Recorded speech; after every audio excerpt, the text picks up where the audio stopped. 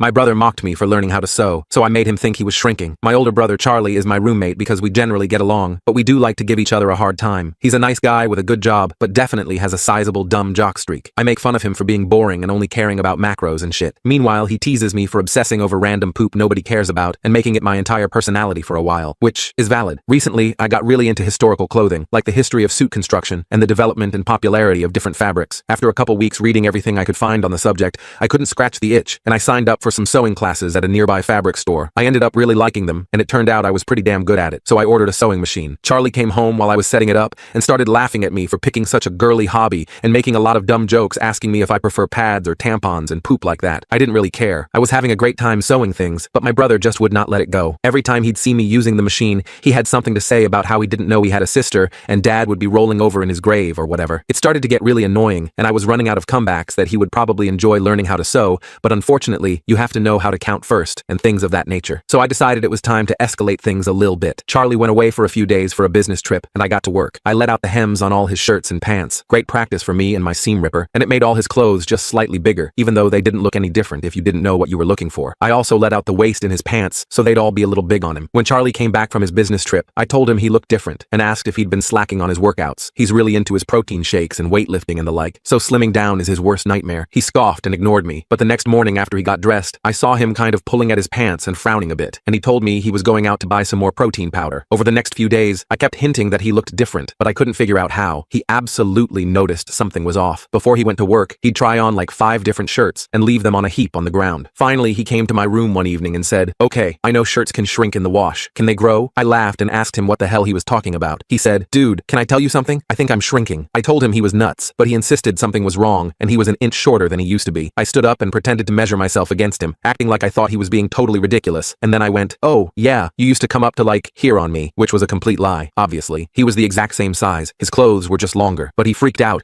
and said he needed to go to the doctor because he had a mysterious shrinking syndrome, and what if it kept going and he ended up short. I swear I thought I was going to break and tell him the truth when he said, "Dude, what if I start losing inches from my you-know-way?" But I somehow didn't confess. He's going away again next weekend, and I'm going to use my fancy new machine to hem all his clothes back to where they were, so he'll probably never know what his mysterious shrinking syndrome was, but at least it was only temporary.